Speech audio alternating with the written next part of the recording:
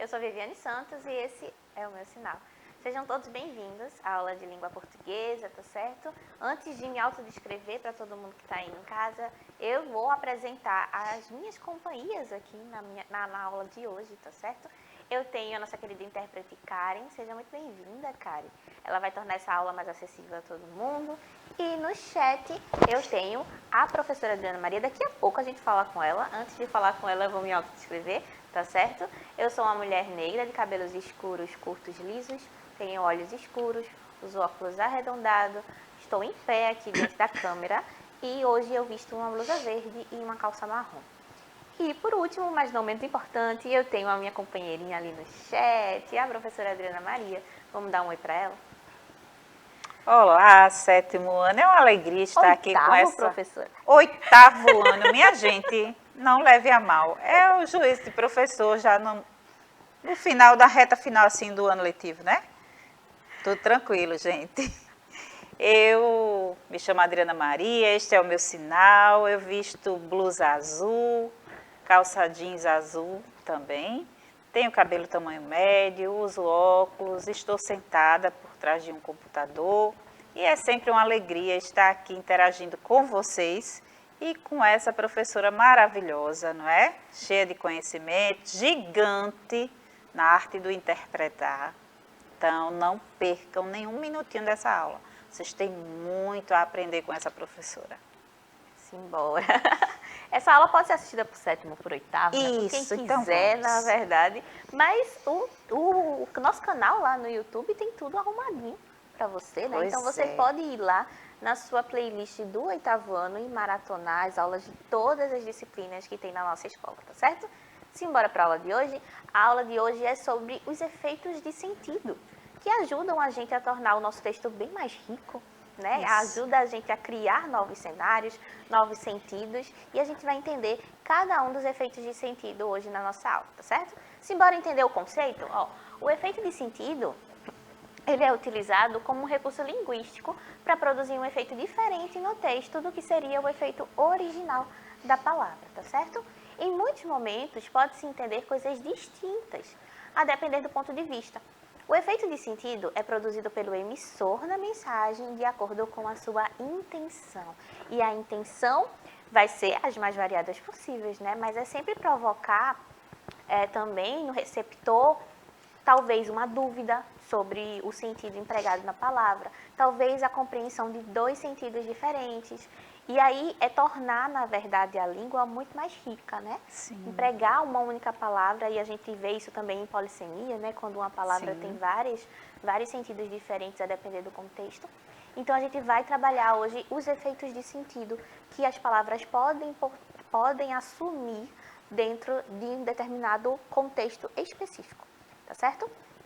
4 são as formas de caracterizar os efeitos de sentido. A gente vai ver cada uma delas, ó, a ambiguidade, a ironia, o humor e o duplo sentido. Hoje a gente vai conhecer cada um desses recursos. E o primeiro recurso que a gente vai conhecer é a ambiguidade. Todo mundo já escutou falar em ambiguidade, assim, tipo, né? Ah, eu acho que essa fala ficou ambígua, ou seja, ficou confusa, né? Tem um ruído ali na minha comunicação. E agora a gente vai entender, finalmente, o que é a ambiguidade, para a gente usar com propriedade, tá certo? Isso. Ó, a ambiguidade ocorre quando um vocabulário é empregado e seu sentido não é muito claro. Ou seja, seu sentido é indeterminado ou pode ser entendido de duas maneiras distintas, mas essa dualidade, ela não é intencional, tá certo? É quando tem ali um ruído na comunicação. Ela pode aparecer de duas formas, a ambiguidade, como recurso expressivo, principalmente no caso da publicidade e nos textos humorísticos, em que, né, é um trabalho ali que está tentando fazer com que o outro ria, então a gente sempre busca alternativas para fazer isso acontecer, ou como um defeito na construção, prejudicando a clareza da mensagem. Então, a ambiguidade às vezes não é intencional, é quando a gente está escrevendo um texto, ou uma ideia, ou uma publicidade, e acaba ficando ambíguo ali, ou seja, acaba ficando, podendo ser entendido de duas formas, mas não intencionalmente, tá certo? Vamos entender um exemplo de ambiguidade intencional. Ó, o senhor é paciente. A gente tem uma tirinha do Armandinho, que é aquele bonequinho charmoso de cabelo azul que está sempre com a gente nas nossas aulas. E Armandinho está conversando com alguém que é bem mais alto que ele. Armandinho é criança, né? E ele está vestindo uma blusa branca e um short azul. E ele está conversando com alguém que está todo vestido de branco, mas a gente só vê até a parte do joelho dessa pessoa. Então só tem os pés, a perna e a tirinha acaba no joelho. O senhor é paciente? Esse homem de branco pergunta para o Armandinho. Costumo ser. E aí corta para o outro quadrinho e Armandinho fala assim, mas foram 2 horas esperando no calor e sem gibi. Corta para o outro quadrinho e aí Armandinho conclui o pensamento dele. A minha paciência se foi faz tempo. Então aqui a gente tem, nessa cena especificamente, o uso da ambiguidade com relação à palavra paciente. E a gente vai entender por quê. Ó. O efeito da ambiguidade no quadrinho consiste no fato de que a palavra paciente é empregada de 2 formas distintas. E para quem é bom de interpretação de texto, já que a professora Adriana estava falando, já vai ter entendido que Armandinho entendeu, o médico estava perguntando uma coisa, enquanto que Armandinho foi lá, ressignificou a palavra e usou do jeito dele. A primeira dela, paciente, é um substantivo e pode ser entendido como pessoa que precisa de atendimento médico. Esse foi o sentido usado pela pessoa que estava de branco, perto de Armandinho, perguntando. A gente deduz pela roupa que é um médico, né? Visto que ele estava de branco, tá certo?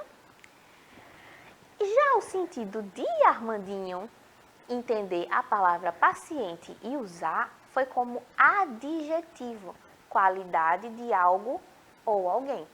Nesse sentido, a palavra paciente pode ser entendido como estado de calmaria, coisa que Armandinho já havia perdido devido à demora do atendimento. Então perceba que enquanto o médico, ou a pessoa que a gente deduz que seja o médico, estava usando o paciente como substantivo, né? Você é o paciente que está esperando, Armandinho está usando o paciente como adjetivo.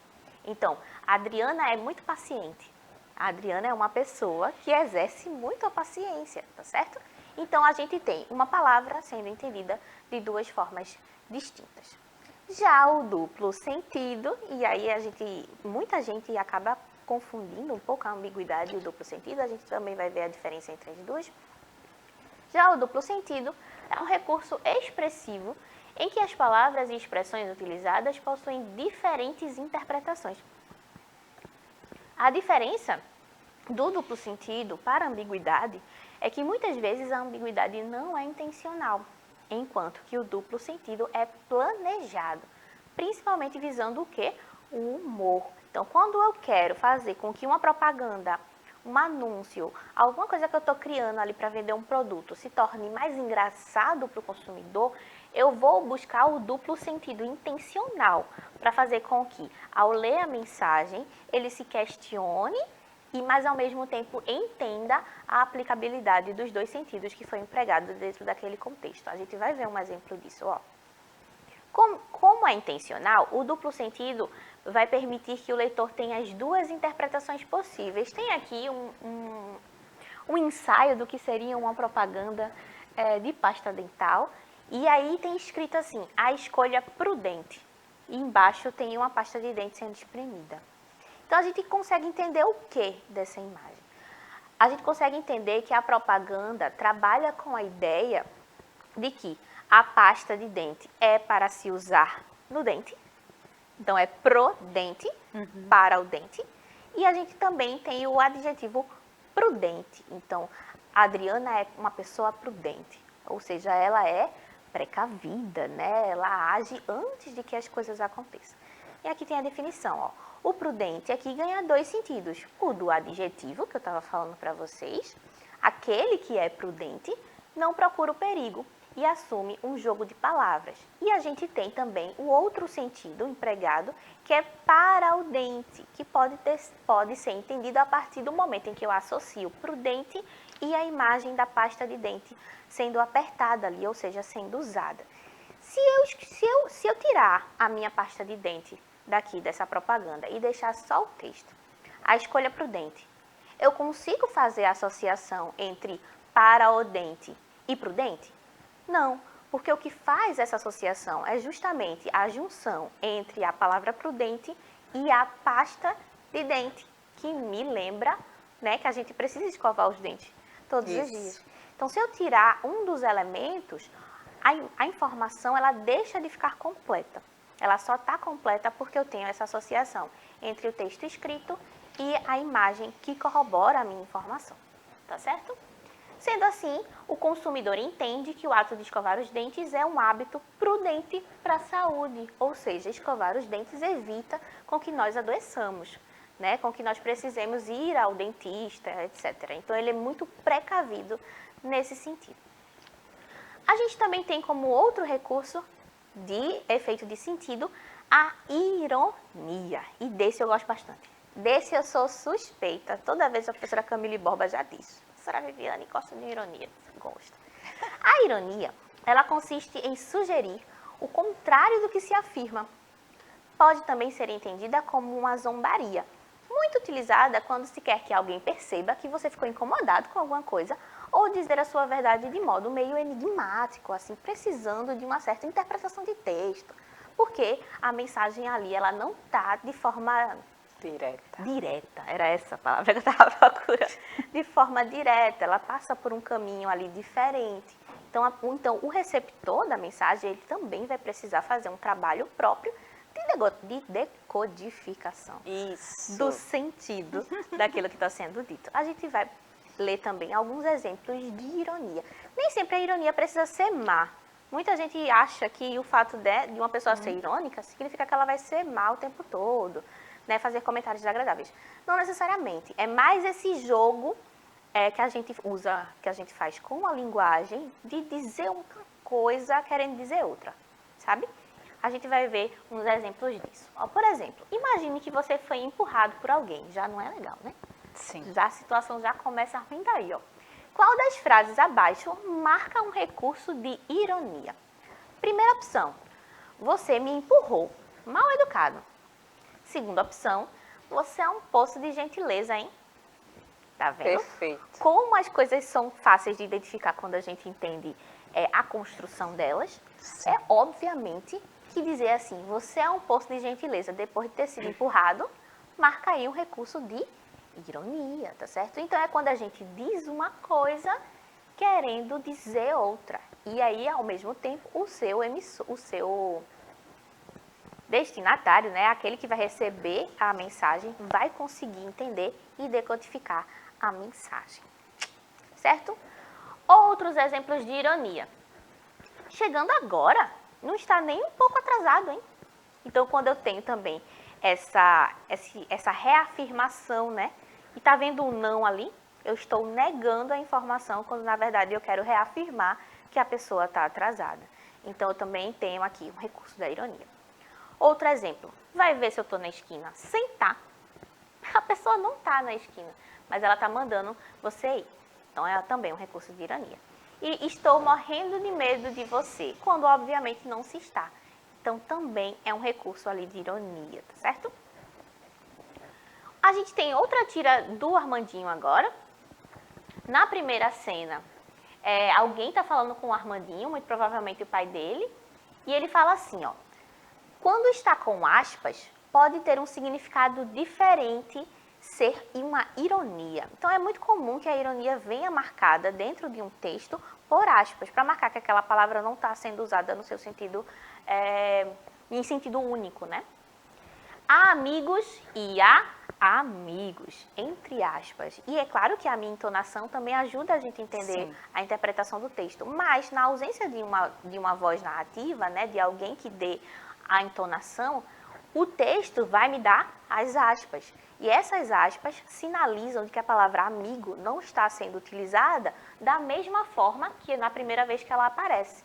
Então, há amigos que são bons e há amigos, entre aspas, que não são amigos, né? Que a gente deve suspeitar. Na segunda cena, o pai continua falando para o Armandinho. Um bode, com aspas, talvez não seja exatamente um bode. Se amigos com aspas, não é amigos bons, não são amigos bons, um bode com aspas pode não ser exatamente um bode. Armandinho fica intrigado, vira-se para o bode e pergunta, afinal, você é um bode ou uma ironia? Perfeito. Não é? E aí, Armandinho fica confuso, ele não consegue entender se o bode é um bode ou se é uma ironia, se tem aspas ou se não tem aspas.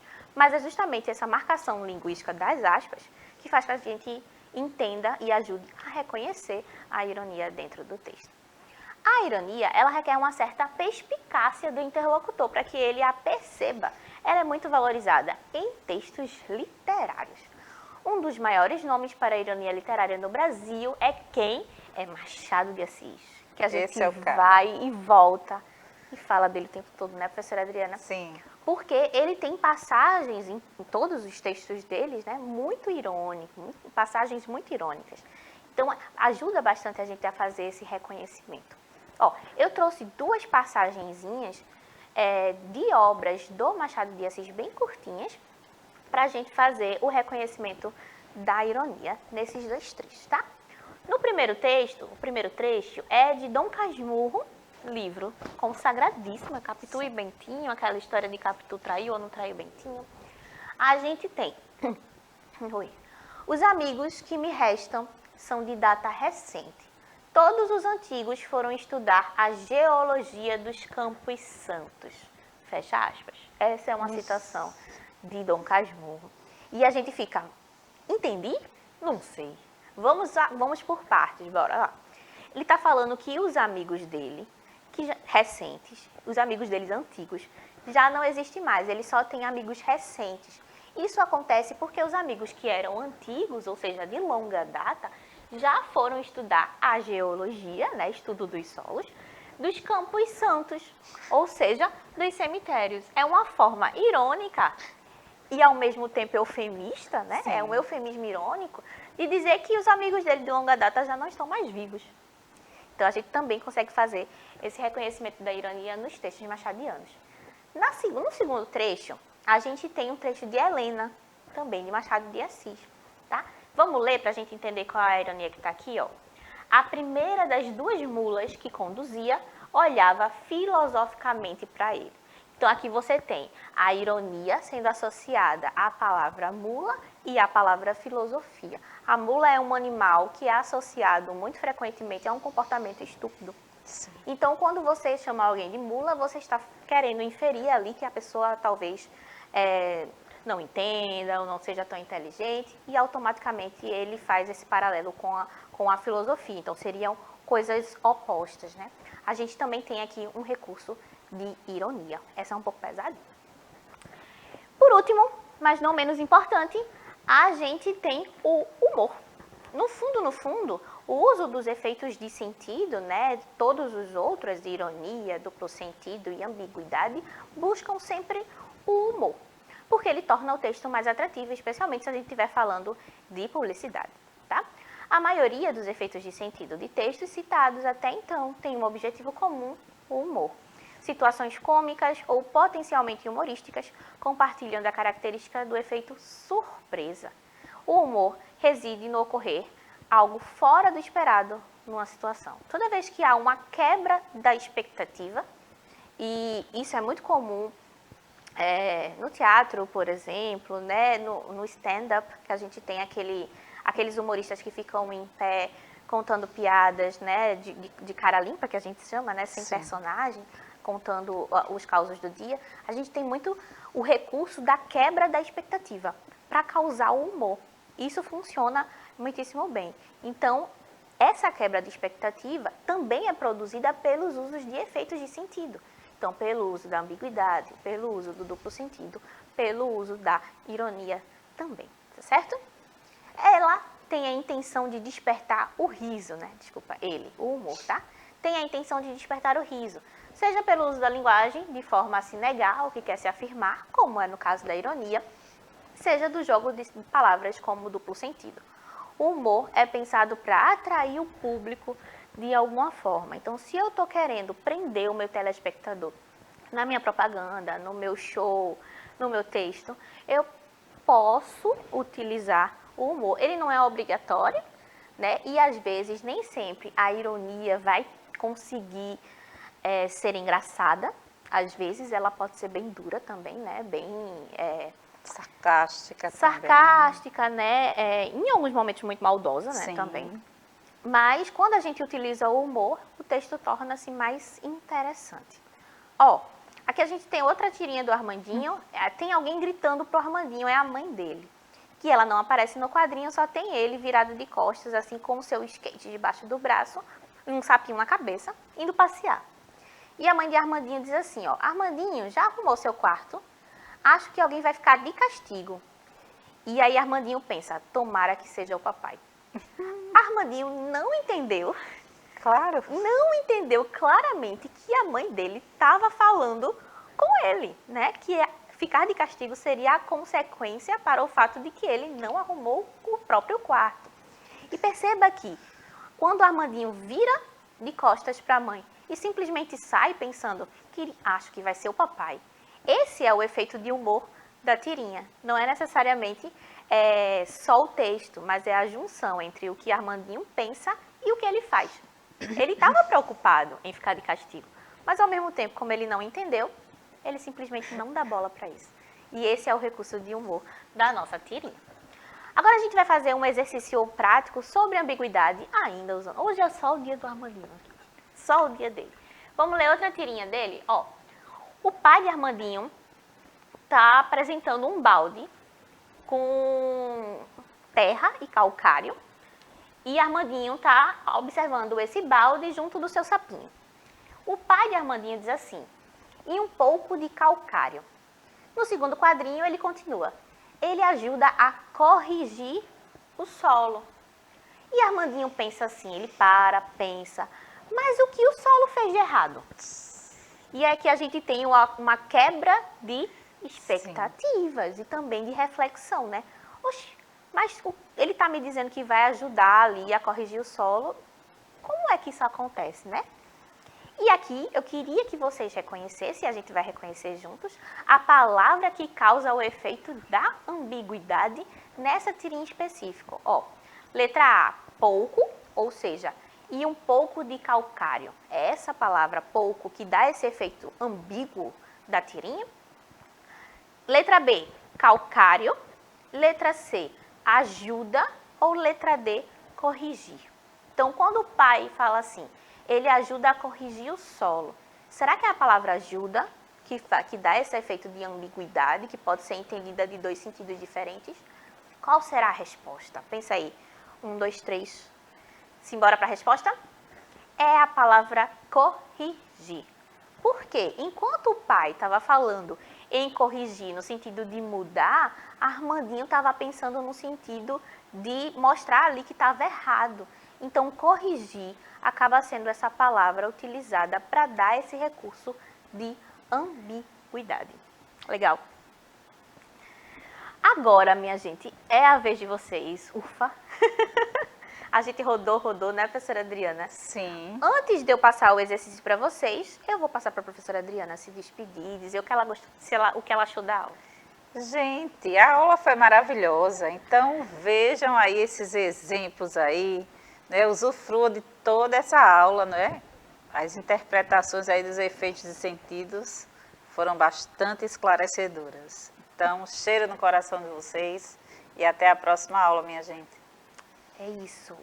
Voltem e assistam essa aula sempre quando quiserem. Inclusive, para poder ajudar aqui no exercício que eu vou propor para vocês, eu queria que vocês, no caderninho de vocês, de forma bem organizadinha, com aquela letrinha caprichada, Isso. que eu sei que vocês fazem, coloquem os conceitos de ambiguidade, de ironia, de duplo sentido e de humor e contraponham ali, né? Comparem uns aos outros para tentar fazer com que tudo fique bem organizadinho na nossa cabeça, tá certo? Minha gente, a nossa aula está acabando, tá aqui nossas referências. Eu me despeço por aqui. Obrigada, produção, Karen, Adriana. Um cheiro e até a próxima. Isso mesmo.